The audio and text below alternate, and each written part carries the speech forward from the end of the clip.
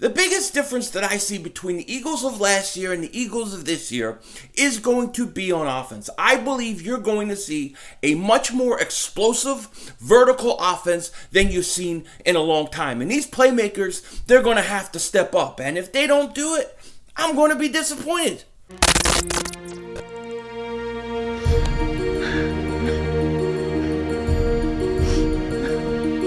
Kick the red, double move on the red.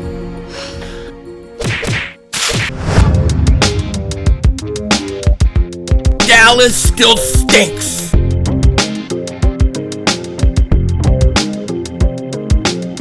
By the way, King Dingbat here, and I hope everybody's having a great Mother Hump Day, because it is a hump day.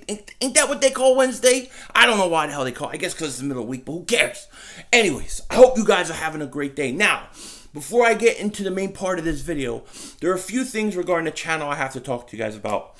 First thing, tomorrow, on Thursday, I will be doing a live stream, probably somewhere around 4 Eastern, 5 Eastern time, somewhere around there. And I'm only telling you this now because usually I put out something a few hours ahead of time so people have a chance to know, oh, Philly's going to be streaming later. But every time I do it and I start the stream, there's this really stupid echo, and it drives me nuts, and I have to shut it off, I have to go back out and restart it. So I'm not putting anything out ahead of time, maybe 10 minutes beforehand, and hopefully that'll cure it. So this is kind of the notice. I will be live streaming double moonwalking some ass tomorrow. Come hang out with me. We're going to pull that belt out, and we're going to drive Mark, Homer, Michael, Anthony, Where's the Fitness. We're going to drive him crazy. Just putting that belt up is a trigger for these people. I love it. I love it.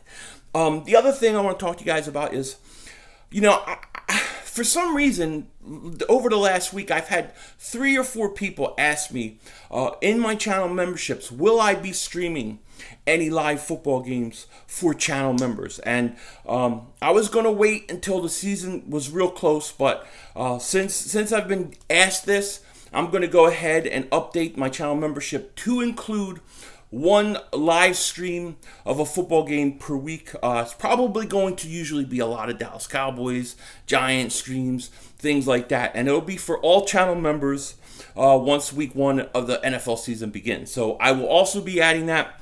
I wanted to let you guys know because I have had questions about that. And it was something I was planning, but I wasn't going to say anything until the season began because I was kind of waiting and holding it back. But since you guys asked, I will definitely be doing that. Now, one other thing regarding channel membership that I want to talk about, and then we'll get onto the real stuff. But as you guys know, I've had a lot of people ask me about this hat. Where did you get the hat? And I put the link in the description to hatland.com, and we blasted those mother humpers.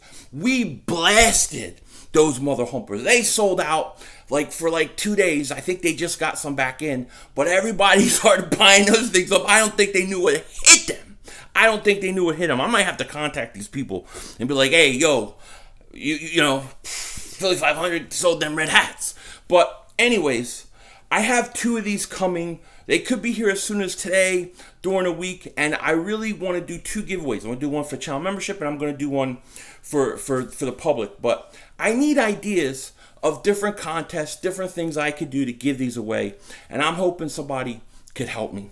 So if you guys know of anything, let me know. So I'm sorry if those took longer than expected. I had to get all those announcements out there. But of course, I will be streaming every Eagles game live for the public, for the world. So if you want to see me come take a bunch of aspirin, lose my mind, hopefully not too much, definitely do that. It's going to be a blast this year. It's going to be a blast. And you know, in regards to this upcoming season, the NFL just announced that all fans that attend games will have to wear a mask.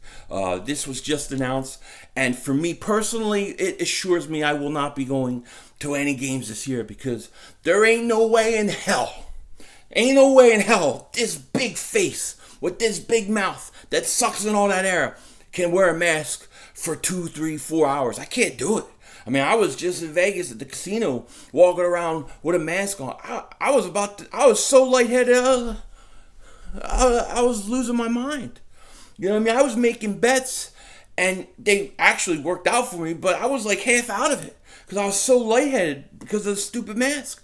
I can't do it. Now, it's the NFL's right to do it. And of course, any business, any private company or something that says, hey, if you're going to come in our building, you have to wear a mask. I think that's fair. I think that's fair, and you got to honor it. If you don't like it, you don't go in.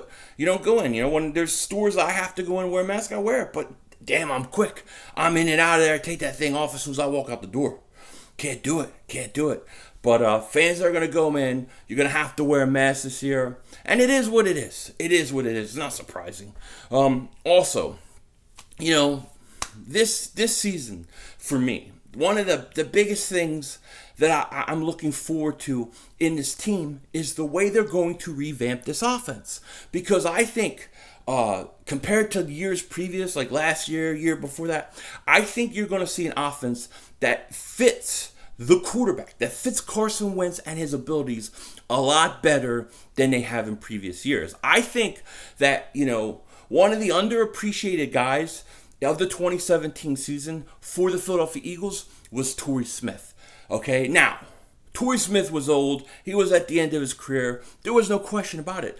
But even in the little bit, you know, that he did, even when he wasn't getting balls thrown to him and he wasn't getting, you know, passes, the thing with Torrey Smith was he was still fast and he still commanded respect for defenses. And he created a lot of space for Ertz, for Alshon, and it really helped this offense. It gave them a you know, another element to their offense that they didn't have. Okay? And then when they lose him and they brought in Mike Wallace, he gets hurt. And then they get Deshaun Jackson. And for one game, we get to see what we expected. Then he gets hurt. And really, it's been a quick pass, a short passing game offense. And I don't think that fits Carson Wentz's style. I don't think he's that guy that's going to get rid of the ball in 2 seconds. He's the guy that wants to go 40 yards downfield. He's the guy that wants to go 50 yards downfield. He's the guy that wants to double moonwalk Mark Holmes. You understand? Carson Wentz is a vertical passer. To me, he fits much more of a Patrick Mahomes than like a Nick Foles. Okay, Nick Foles was a perfect quarterback in that system, that short, quick passing game. I don't think Carson does it. He tends to hold the ball longer. He tends to look for the big play first. And what you see with Deshaun Jackson coming back healthy, with Marquise Goodwin, without going out and getting Jalen Reagor, Quez Watkins, John Hightower, what you see with this offense and what they want to do is they want to provide guys who are fast, who can get deep, who can stretch the field. Okay? And I hear a lot of Cowboy fans say, you say you have no weapons, but you have Zach Ertz. Yeah, we have Zach Ertz, a tight end, who many times last year that he had to go up against the best corners. How many times do you see Ertz catch a ball and run with it, or even have space? He didn't. Okay? The tight end should not be your biggest threat. He just shouldn't. In my opinion, you have to, when I talk about threats too, I'm not just talking about a good player. I'm talking about that guy that can catch a ball and go 80 yards. The guy who can score a touchdown when you're at your own 40-yard line. Okay, that he could catch that big play. He could catch a slant and take it. We don't have that. We haven't had that. Yeah, we have Ertz. Ertz is a great third down back. He's going to catch the third down tight end. He's going to catch that Paul to get that first down, to move the chains. He's going to catch certain balls. He's going to be an outlet for Carson Wentz. But he is not the guy that when you need that quick touchdown 40, 50 yards down the field, you're going to get it. He's not that explosive player. That element has been so lacking for the Eagles more than any other team in the league.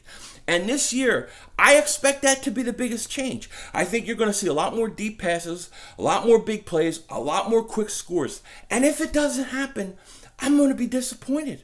I'm really going to be disappointed because I know we got the quarterback for it. I think we've gotten the receivers for it. Now we just got to go out and do it. But, you know, to me, that is the biggest difference in this team. Of course, Slay helps on defense and things like that. But I think the biggest change is going to be how this offense kind of operates. I mean, it's still Doug Peterson's system. They're still going to do a lot of things that he does. You're just going to see more shots downfield, more vertical routes. I mean, there were games where the Eagles weren't even running.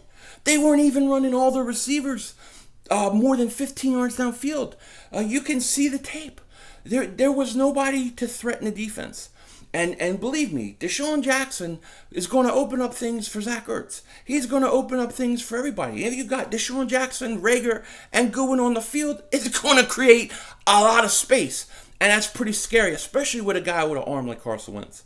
And to me, that is the biggest difference from last year to this year. And we're counting on playmakers. Our playmakers have to step up. But if you look back at last year and you look back at Miles Sanders, he may be the only guy who was a game breaker that could go, that could take it. Okay, that could take a screen pass, that could run the ball and break it. Besides that, nobody else could. Your tight ends were not game breakers. They were good tight ends. They're great tight ends. But to really get the most out of great tight ends, you need guys on the outside that can provide space.